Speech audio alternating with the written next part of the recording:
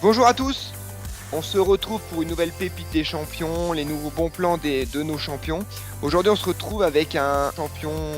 Alors est-ce qu'on te présente comme un orienteur, un trailer T'en es où aujourd'hui? On est avec Fred Tranchant. Salut Fred. Ouais, salut. Je dirais que je suis un peu les deux, hein. J'aime bien faire plein de choses. Donc à la base, mon sport, bien sûr, c'est la course d'orientation. Oui, plutôt orienteur. Mais dernièrement, entre autres cette année, j'aimerais bien me mettre bien au trail, en particulier avec comme objectif les championnats du monde en fin d'année.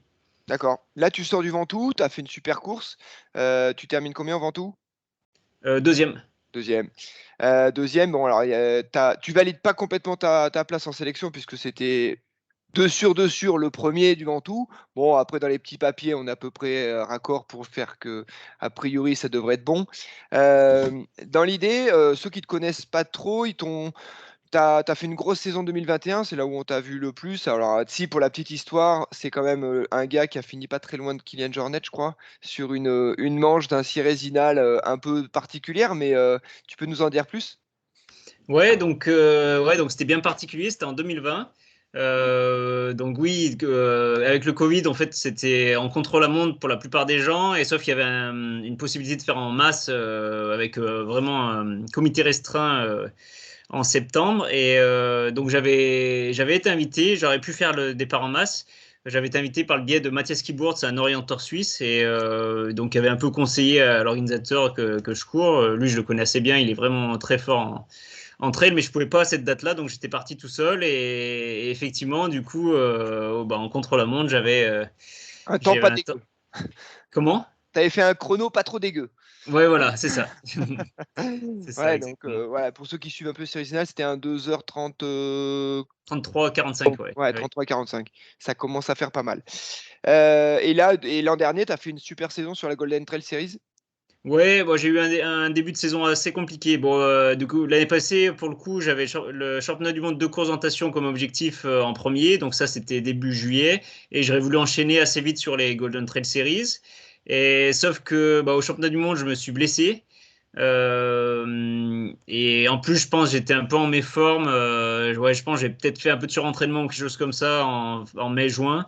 Et voilà. Et donc, du coup, l'enchaînement a été un peu compliqué. Déjà, le fait que j'étais blessé, puis aussi le changement de type de format. Donc, les premières courses étaient quand même bien compliquées. Mais en fin de saison, je pense que j'ai un peu plus remonté la pente pour finir quand même sur des notes positives. Oui. Ouais, carrément.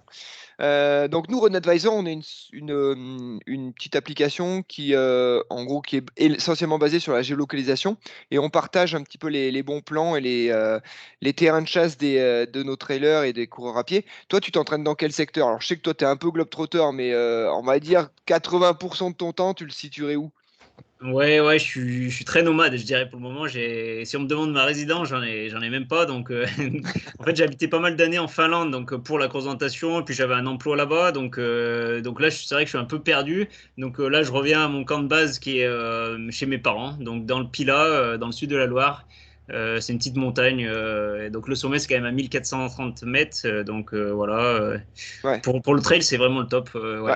tu t'entraînes quand même beaucoup sur le Pilat. En plus, le Pilat, c'est quand même un spot d'orienteur je crois, assez intéressant. Je crois qu'il y a pas mal de. Il y a un pôle France qui est sur le Ouais, Pilat. c'est ça. Donc le pôle France qui est basé à Saint-Étienne et nous de notre côté du Pilat, donc c'est Pélussin, le club qui est très actif, même si c'est un petit village, mais il y a beaucoup de gens qui restent au club.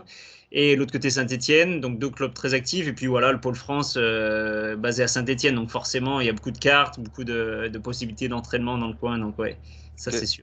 On aura peut-être une occasion de te voir sur Clermont parce qu'on a aussi un bon terrain de jeu. Je crois que nous, on avait pas mal d'orienteurs avec les Terry Georgiou, Renard et Gonon qui venaient s'entraîner dans la chaire de com. Je crois que c'est un Ouais, spot tu dois connaître. Ouais, j'y étais en début février, pardon, avec l'équipe de France. Il y avait un week-end de 3 jours. Et ouais, c'est des terrains un peu extrêmes parce que si vous êtes déjà aventuré hors des chemins là-bas dans les chairs, c'est vraiment particulier, quoi.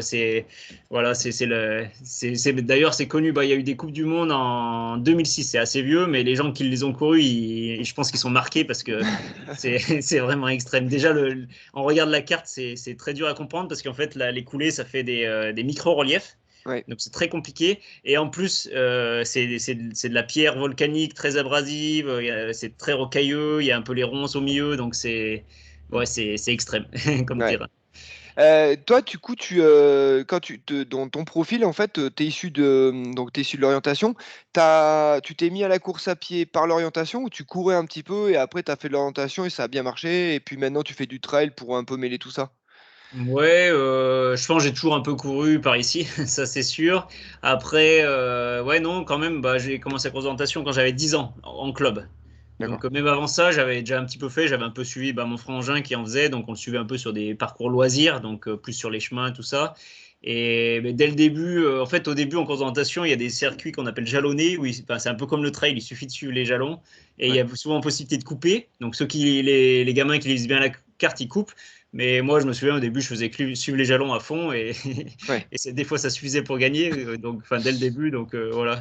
Ouais, J'aime ouais, bien, je pense. j'aime bien le dicton vaut mieux courir vaut mieux marcher dans la bonne direction que de courir dans la mauvaise. Mais des Oui, fois, si tu cours et que tu fais un peu plus de bornes et que c'est pas forcément la mauvaise direction, c'est pas si mal non plus. ouais, ouais. Tant que tu arrives au bon endroit, c'est bon, voilà. Ça va aussi, ça va aussi. Il faut juste être raccord avec ta capacité à courir. Ouais, Euh, exactement. Ouais. si tu devais résumer ta carrière jusqu'à maintenant avec un de tes meilleurs moments en sport ou en course à pied ou globalement, ça serait quoi ton meilleur souvenir avec un dossard ou pas de dossard, hein? Voilà, là, franchement, c'est vraiment dur à dire. Ouais, j'ai un peu eu des coups d'éclat, pas qu'en trail à la Sierzinal, donc là, c'est vraiment été un coup d'éclat dans le trail, on va dire. Mais par exemple, en course d'orientation, bah, au championnat du monde en 2010, donc je faisais ma première finale et je fais une médaille. Et donc ça, personne ne me connaissait, mais même moi, je savais même pas que j'étais capable de faire ça. Enfin, en fait, j'avais pas forcément même l'objectif de le faire un jour. Donc ça m'a fait sortir du truc et oui, ça a beaucoup conditionné ma carrière ensuite, je pense. Donc ouais, je pense que ça c'est, je sais pas si c'est un meilleur souvenir, mais en tout cas ça a Ouais. été une étape vraiment Premier importante dans ma carrière, quoi. Ouais, 1er gros coup d'éclairage, quoi. Ouais, voilà, OK, carrément, ouais. OK. Et si tu devais, retenir un petit, VDM, dans ta carrière pour l'instant, ça serait quoi? Alors attends, VDM, c'est quoi déjà? Ah oui, toi, tu es finlandais, toi. Toi, tu sais pas ce que c'est VDM. Tu sais, Ouais, j'ai peut-être pas de vocabulaire. c'est vie de merde. Tu sais, c'est genre, Ah, un peu genre, la loose, genre, je fais mon sac et puis je sors mes chaussures, j'ai pris 2 pieds gauche, ce genre ah de ouais, ça m'est arrivé.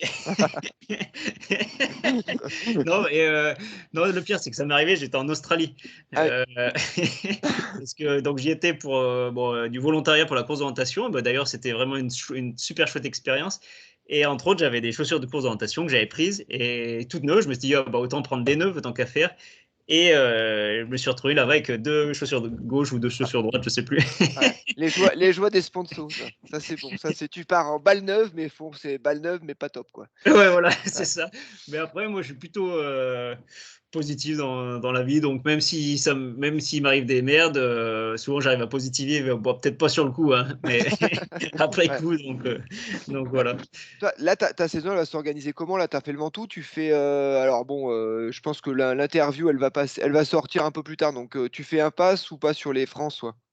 Ouais. Donc, déjà, cette année, pour la première fois depuis 2009, je vais faire l'impasse sur les championnats du monde de course d'orientation. Depuis 2009, je les ai tous faits. J'ai été sélectionné à chaque fois. Mais D'accord? cette année, j'ai décidé de pas y aller, c'est-à-dire de pas faire toute la préparation et de pas même pas essayer de me sélectionner, quoi. D'accord. De course d'orientation pour pouvoir justement faire du trail en début de saison. Mmh. Et donc, avant la saison, j'avais deux objectifs. C'était la Golden Trail Series. Et donc, c'est des formats plutôt entre 20 et 40 km, ouais. Et puis les mondiaux de trail, où normalement j'aurais dû être sélectionné l'année passée, et puis ils ont été reportés d'un Ouais. an, donc il faut refaire les sélections. Enfin non, tu étais sélectionné, mais il y a pas eu d'épreuve. Voilà, c'est ça, ouais, ouais. Donc, Ouais, exactement. ouais. Donc, mais là, donc la finale de Golden Trail Series et les mondiaux, ils sont vraiment très rapprochés, donc c'est pas jouable de faire les deux.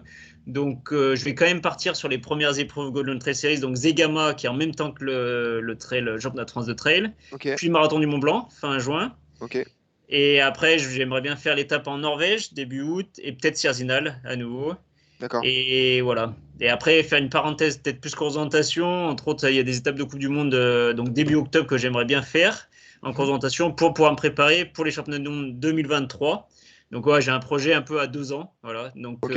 j'ai mis une croix sur les championnats du monde de cette année où je pense que j'ai moins de chance en course d'orientation pour me focaliser sur ceux de 2023 Ok. et en parallèle faire du trail, voilà, pour pouvoir bien D'accord. me concentrer sur le trail en Ouais. parallèle. On sent que c'est carré, hein. Enfin, parce qu'on n'a pas dit, mais dans ta vraie vie, tu as une vraie profession à la base, tu es ingénieur, c'est ça? Ouais, en génie Ouais. civil, ouais, ouais, Ouais. ouais. On sent que c'est à peu près structuré là. C'est pas genre on verra, c'est un peu à la Le Guen. On sent que c'est assez Ouais, structuré, là, le plan de carrière.